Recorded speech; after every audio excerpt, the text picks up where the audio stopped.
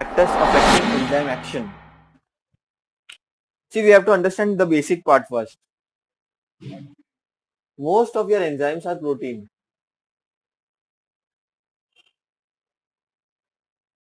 Okay, most enzymes are protein.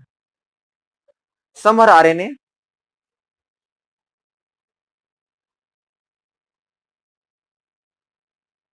Like ribozyme.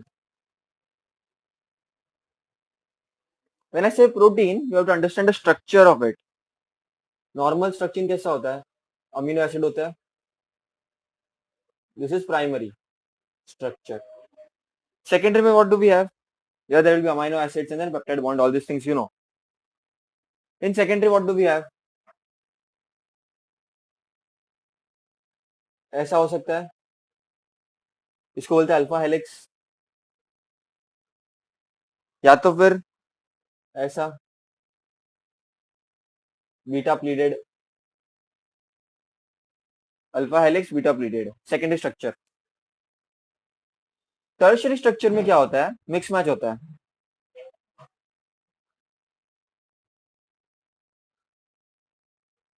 Complicated structure.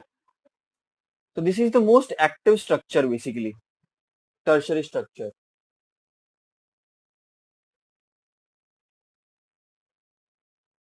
अगर आप इसको डिस्टर्ब कर पाए तो आप एंजाइम को डिस्टर्ब कर सकते हो, क्योंकि एंजाइम खुद प्रोटीन से बना है. ठीक है, तो if you alter tertiary structure, so the enzyme activity will get affected. Now what do I mean by affected of enzyme activity? मतलब एंजाइम काम करता है बराबर कि नहीं, कुछ तो काम करता है बॉडी में, सबको पता चल गया अब तक. तो वो जो काम करता है उसको अगर इफेक्ट कराना हो, बढ़ाना हो, कम करना हो, या ऑप्टिमम रखना हो, परफेक्ट रखना हो, तो कुछ फैक्टर्स होते हैं बेटा जो तुमको पता होने चाहिए. जैसे पहला फैक्टर क्या है? तो सब जो काम हो रहा होगा या जो बातें हो रही होगी वो टर्शियरी स्ट्रक्चर के हिसाब से हो रही होगी. ठीक है, चलो अब पहला फैक्टर,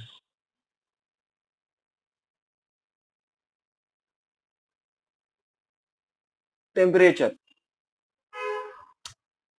देखो बेटा, तुम्हारा एंजाइम एक ऑप्टिमम टेम्परेचर पे काम करता है. जैसे नॉर्मल टेम्परेचर कितना होता है अपना? 37 डिग्री. तुम्हारा एंजाइम लगभग बॉडी टेम्परेचर के अराउंड काम करता है.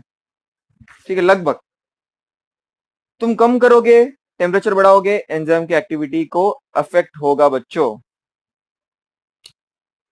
So this is the best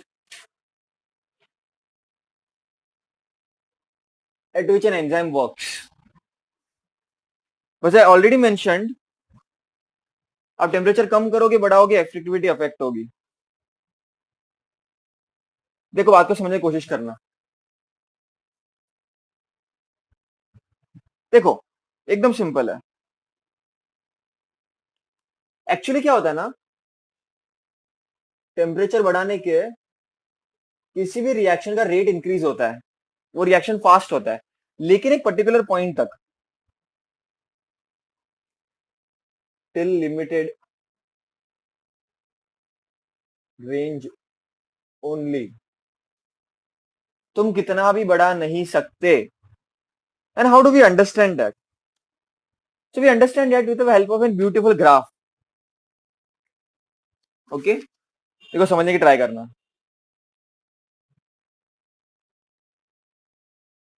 मैं क्या कर रहा हूं, वाई एक्सिस पे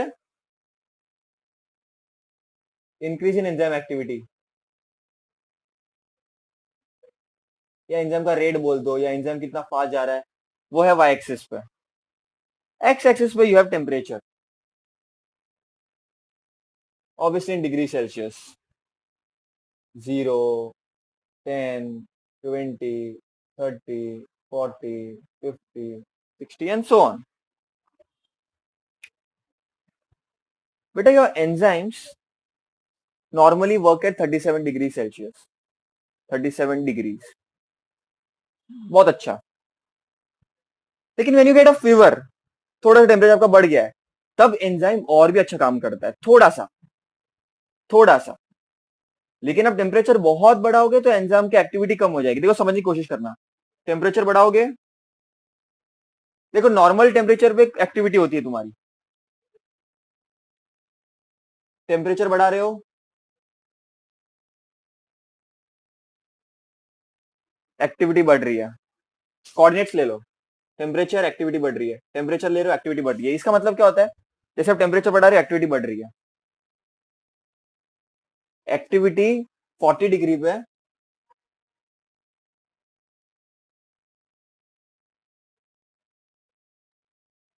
सबसे ज्यादा मैक्सिमम होगी बेटा, ठीक है, या 37 पे नॉर्मली अच्छी रहती है वो, लेकिन उसके आगे तुम टेम्परेचर बढ़ाओगे तो धत करके वो नीचे गिरेगा। तो this is your optimum temperature.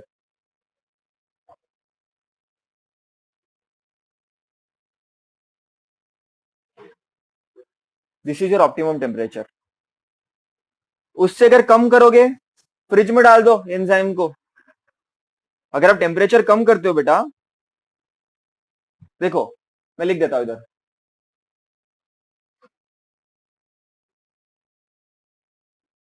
At low temperature,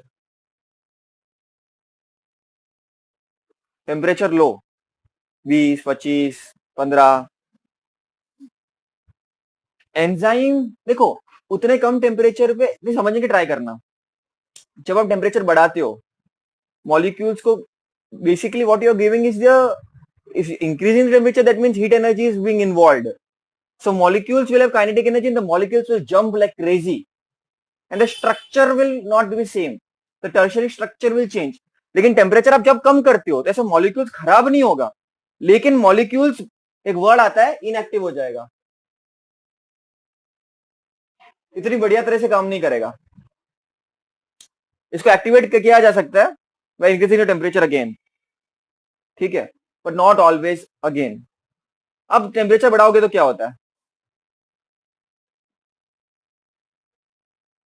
तो मैंने क्या बोला, 37 degree, 40 degree Celsius optimum temperature है। लेकिन अगर आप टेम्परेचर बढ़ा रहे हो,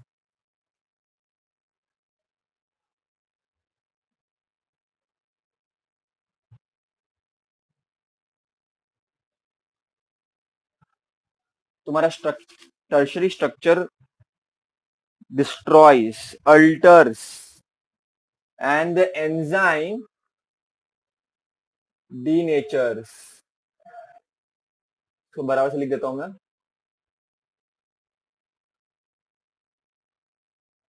एंजाइम डीनेचर्स। कहने का मतलब क्या है मेरा, तुम्हारा एंजाइम काम नहीं कर पाएगा एफिशिएंटली, ज्यादा टेम्परेचर में भी नहीं करता, कम टेम्परेचर में भी नहीं करता, एक पर्टिकुलर टेम्परेचर उसको चाहिए। ऐसा लालची भी नहीं होने का टेम्परेचर एकदम बढ़ा देने का, तो काम नहीं करेगा। एकदम ही कम कर दोगे तभी काम नहीं करेगा। ऑप्टिमम टेम्परेचर उसको चाहिए जिसमें वो काम करता है। ओके, ज्यादा लालची नहीं, ज्यादा कम नहीं, एक पर्टिकुलर टेम्परेचर पे it will start to work properly. At high temperature मतलब क्या, अबव 40 डिग्री जाओ, 40 डिग्री के अबव जाओ, it will start to denature. Okay, it will be inactive at low temperatures. So this is all about temperature. So one more thing I must tell you all, that we want to work at optimum temperature, correct? But थोड़ा बहुत बढ़ गया तो that is okay। कभी कभी बोलते हैं ना, we are feeling a bit feverish और fever लग रहा है थोड़ा सा, at that time also it is good, right? In the sense your heat energy is converted to kinetic energy and the enzymes destroy pathogens in a more better way. So that is okay. But very low, very high is not at all good idea. Okay, beta? So remember this concept. So that is about temperature. The second one is very important and conceptually very important also. Very simple.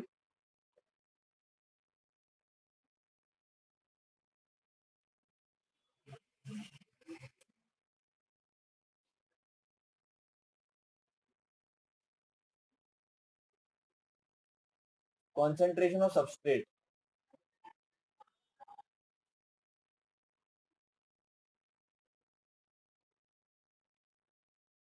Okay. What is the concentration of substrate?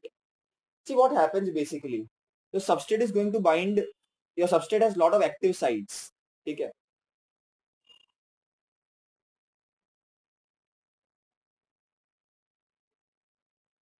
Suppose this is your substrate. This will have an active site. It is going to bind to an enzyme and the things are going to go on. We have studied two models, right? That is okay. That is understandable now. But what is the idea of substrate of concentration of substrate? Substrate की quantity, concentration कितना होना चाहिए? वो क्या चीज होती है? See, understand this. This is very interesting. Understand, चलो. Enzyme plus substrate. Enzyme plus substrate. They both bind. And then enzyme is separated. And from that substrate, you get product. Okay, substrate can be sucrose or whatever. You get product finally, जो आपको चाहिए. बात को समझने की कोशिश करना, एकदम सिंपल है. समझो अगर आपके पास 50 एक्टिव साइट्स है किसी एंजाइम में और सबस्ट्रेट भी 50 है, तो आपको कोई टेंशन नहीं है, सिस्टमेटिक तरीके से आपको प्रोडक्ट मिल जाएगा, टेंशन ही नहीं है कुछ. 100 सबस्ट्रेट 100 एंजाइम एक्टिव साइट्स है और 100 सबस्ट्रेट मॉलिक्यूल्स है, बाइंड करेंगे आपको प्रोडक्ट मिल जाएगा, कोई टेंशन वाली बात ही नहीं है. लेकिन अगर एंजाइम 100 है समझो और 150 सबस्ट्रेट है, तो यहाँ पर तुमको 50 मिलेगा, यहाँ पर तुमको 100 मिलेगा प्रोडक्ट जो है. यहाँ पर तुमको कितना मिलेगा? सबस्ट्रेट 150 है. देखो ऐसे समझो, सबस्ट्रेट 50 है, 25 एंजाइम है, एक्टिव साइट्स है, फटाफट आपको प्रोडक्ट मिलेगा, कोई टेंशन वाली बात नहीं है. तो आपको मिल रहा है, अगर सबस्ट्रेट और एंजाइम रहेंगे आपको प्रोडक्ट मिल जाएगा. लेकिन अगर सबस्ट्रेट बढ़ गया एक लेवल के बाद, फिर भी आपको 100 ही मिलेंगे. यहाँ पर 100 एक्टिव साइड है, 200 ला लो, आपको 100 ही मिलेगा, क्योंकि एक्टिव साइट सब खत्म हो चुकी है. No free active sites.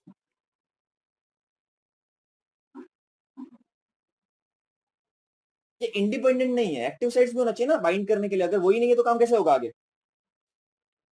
बात को समझने की कोशिश करना,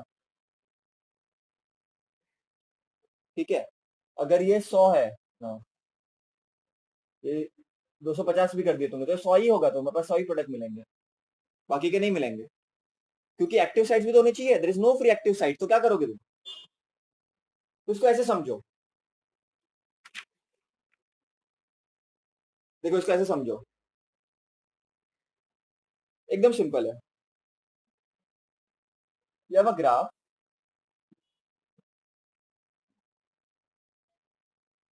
तुम क्या करोगे? एंजाइम की एक्टिविटी को वाई एक्सिस पे प्लॉट करोगे and that is given by velocity. इसका मतलब ये होता है एंजाइम की एक्टिविटी.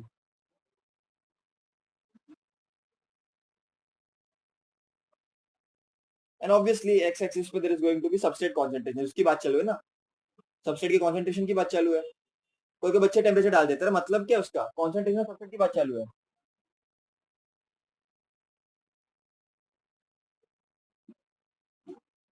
ठीक है. अब होता क्या है देखना पहले.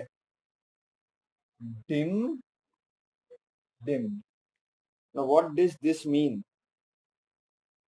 जैसे कॉन्सेंट्रेशन बढ़ाया रेट बढ़ गया, कॉन्सेंट्रेशन बढ़ाया रेट बढ़ गया, कॉन्सेंट्रेशन बढ़ाया रेट बढ़ गया. एक पॉइंट ऐसा आया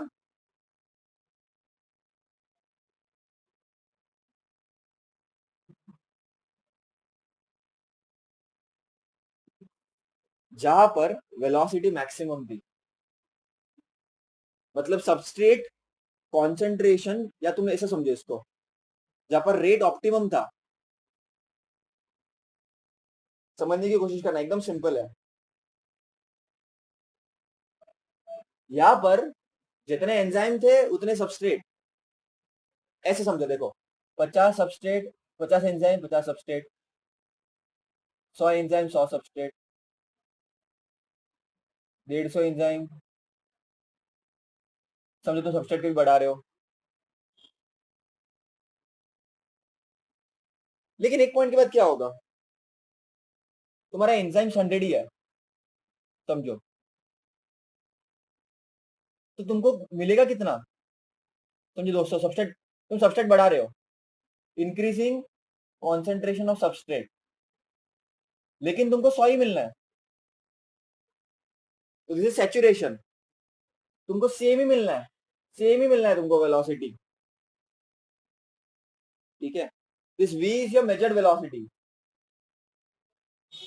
ये बढ़ना ही नहीं है, ठीक है, दिस इज वेरी इंपॉर्टेंट, क्यों नहीं बढ़ना, क्योंकि अब एक्टिव साइट्स है ही नहीं तुम्हारे पास, जो थे तुमने खत्म कर दिया,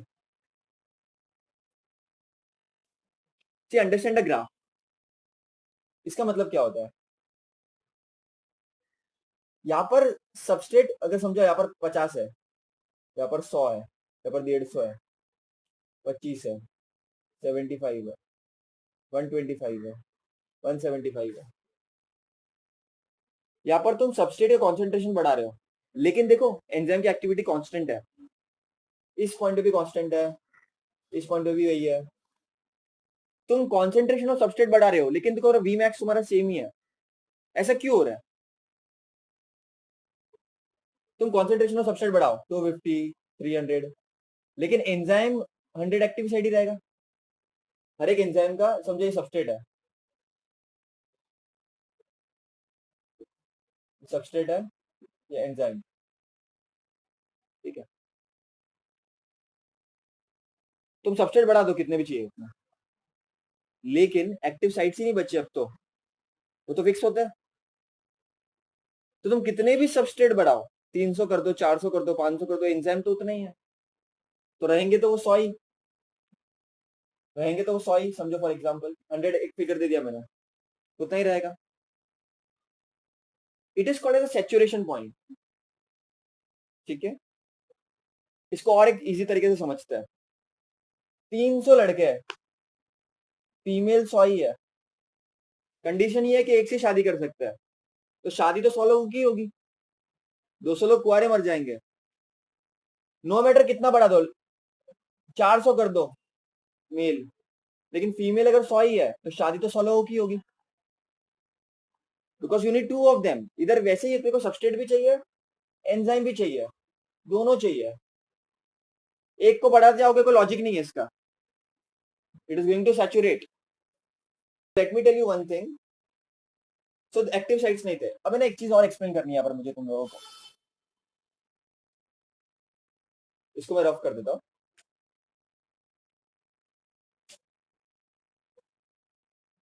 ये सब ग्राफ की जरूरत नहीं है अपने को, ये पॉइंट की जरूरत नहीं है, not to be scaled, okay,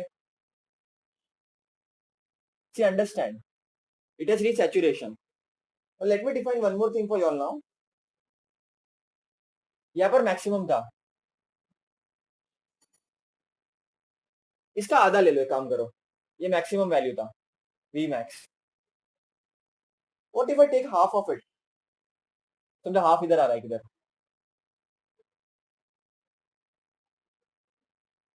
या शायद थोड़ा नीचे है, वेट मैं रफली बता रहा हूँ, तो ये इसका हाफ होगा,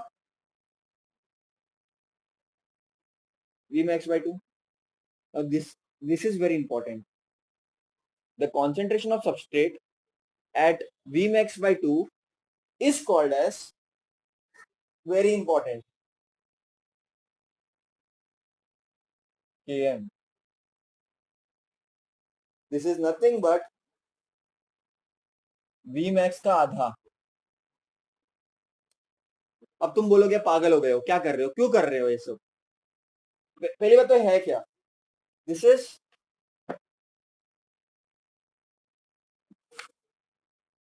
Michaelis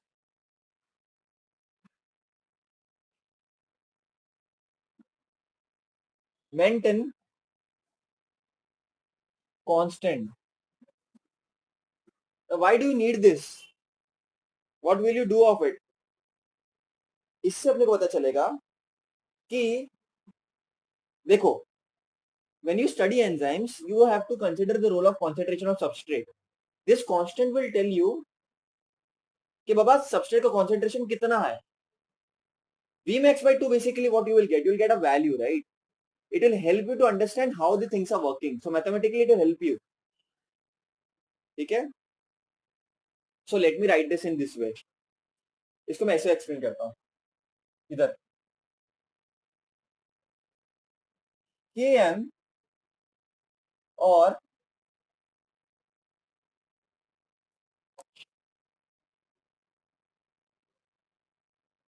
Michaelis Menten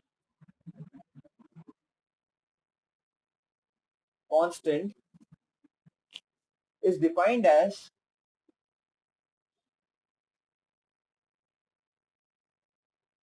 the substrate concentration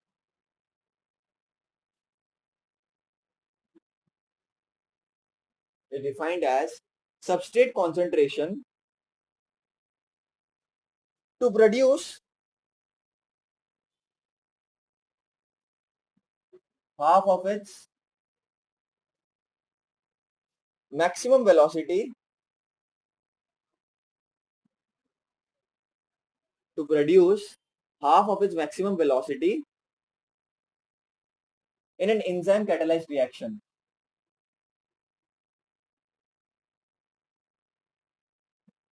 In an enzyme catalyzed reaction.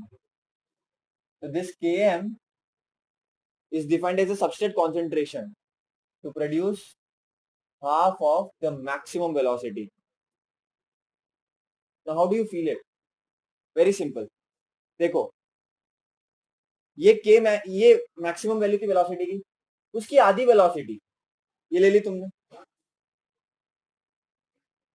तो कितना सबसेट कॉन्सेंट्रेशन लगेगा इस गति में पहुंचने के लिए क्योंकि हमको इंडस्ट्री में बेटा वी कैन नॉट वेट कब रिएक्शन होगा we have to do it faster so कितना कॉन्सेंट्रेशन लगेगा कितना कॉन्सेंट्रेशन में सबसेट लगेगा गति को आधी आधी गति पाने के लिए मैक्सिमम के ओके उसको हम बोलते हैं this particular Km constant which is very important okay this Km value बेटा let me tell you is a constant and a characteristic feature of given enzyme is a characteristic feature it defines an enzyme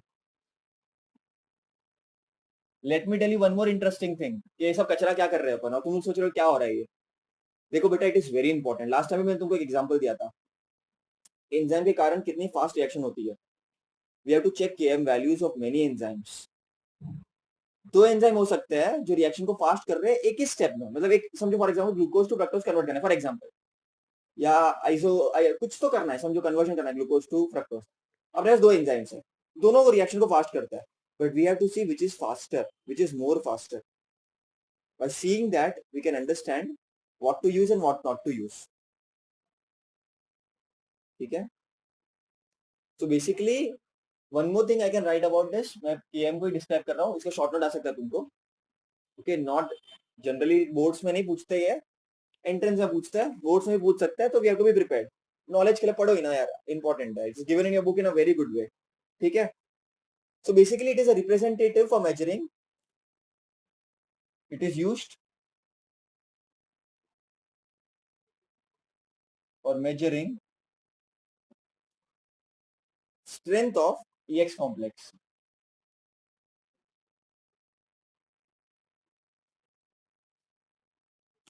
enzyme substrate complex का strength कितना है इस पर एक बहुत अच्छा question आता है हर बार something that you understood now one more thing Km की वैल्यूज जनरली कितनी होती है MCQ में आ सकता है कभी Km values generally range from 10 to the power -5 to 10 to the power -2 moles concentration है ना तो moles में we have to express this now one very important question comes always which students fail to answer many times let me explain this so these things please make a note of it and revise it again and again okay it's not like कि आएगा ही exam में short short इतना लोग पूछते नहीं है सब but entrance में आता है और ये इंपॉर्टेंट है, मतलब यू हैव टू स्टडी रे, व्हाई टू लीव एनीथिंग। समझो ग्राफ है, सेम चीज, ठीक है। This is your velocity, this is your substrate concentration,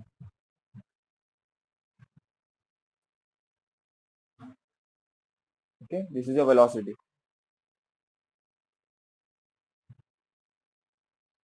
देखो बेटा, एकदम सिंपल है। मैं अगर तुमको ग्राफ दूं ऐसा कुछ, और एक ग्राफ ऐसा कुछ, पहले तो ये मेरे को बताओ, एकदम सिंपल या, समझो ये एंजाइम ए है, ये एंजाइम बी है।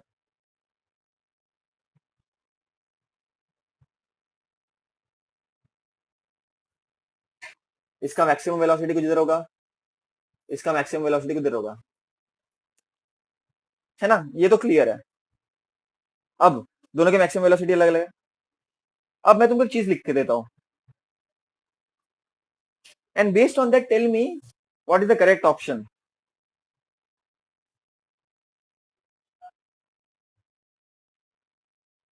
Very important.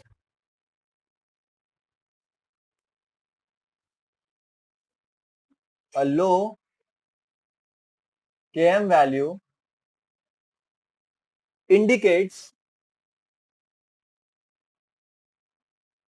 a strong affinity between enzyme and substrate.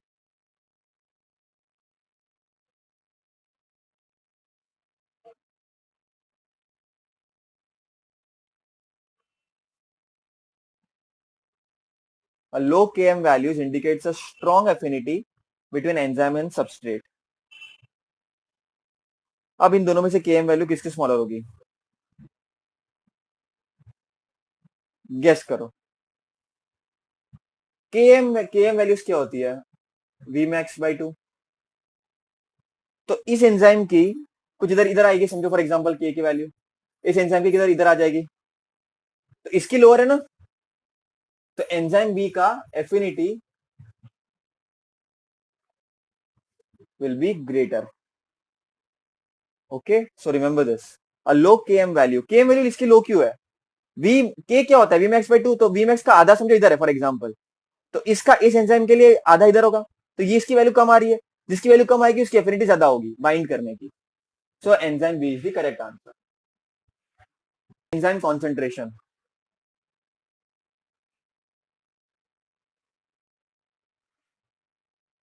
This is very silly factor, now you should understand. Enzyme बढ़ाओगे तो क्या होगा, रेट बढ़ेगा, एंजाइम कम करोगे रेट कम होगा, एंजाइम होता ही रेट बढ़ाने के लिए है, तो this is very silly, but I right it down. Okay, rate of reaction increases as concentration of enzyme increase, ठीक है। if I want to explain it with the help of a graph, here it is, ठीक है। here there is time, here there is product concentration, कितना product बन रहा, ठीक है बच्चों। यहां पर तुमने 1x एंजाइम लिया, ठीक है, यहां पर तुमने 2x एंजाइम लिया, ज्यादा लिया, ज्यादा लोगे तो प्रोडक्ट ज्यादा मिलेगा, कम लोगे प्रोडक्ट कम मिलेगा, सिंपल। और बिल्कुल एग्जाम नहीं लिया तो फिर तो ना के बराबर बनेगा, बहुत सारी प्रोसेस इसमें। Enzyme concentration done, now fourth factor is effect of pH. 9 में पढ़ा होगा पीएच क्या होता है, पोटेंस ऑफ हाइड्रोजन, है ना, ऐसे स्केल पड़ी होगी, 7 न्यूट्रल पॉइंट है, एसिडिक, न्यूट्रल, बेसिक, टू मतलब कम एसिडिक होता है, ज्यादा एसिडिक होता है?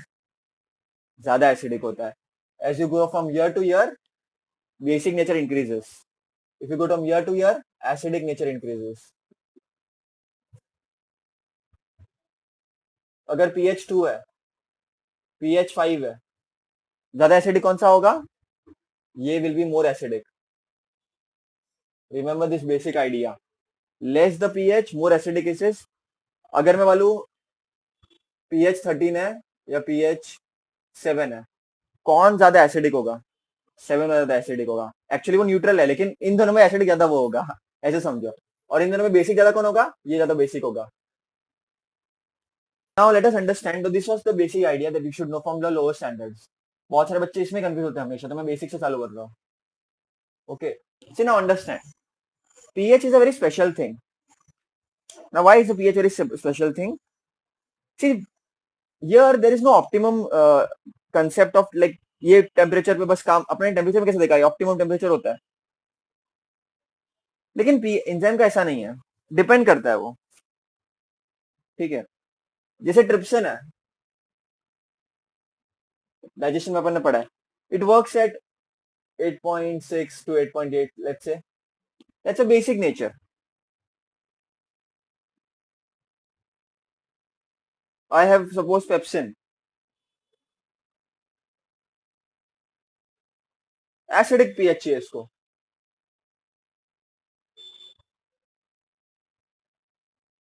There are few pH where it is working at 7.2, something like that. So different enzyme have different pH.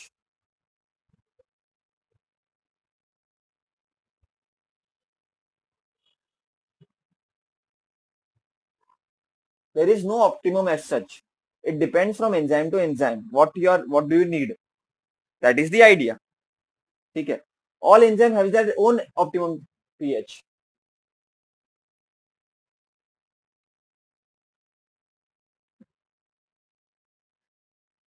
Optimum word is very important है बेटा. Optimum मतलब उसका, ऑप्टिमम का मतलब होता है नहीं ज्यादा. ऑप्टिमम का मतलब होता है वो पर्टिकुलर पॉइंट पे या वो पर्टिकुलर पीएच पे एंजाइम बेस्ट काम करेगा, तुमको बेस्ट रिजल्ट देगा. That is the meaning of optimum. ठीक है. See understand one thing, enzyme and क्या बोलते हैं, enzyme activity with pH is very important. ठीक है. And there is a beyond a particular range तो पीएच काम भी नहीं करेगा. So understand that also. So this is the factors.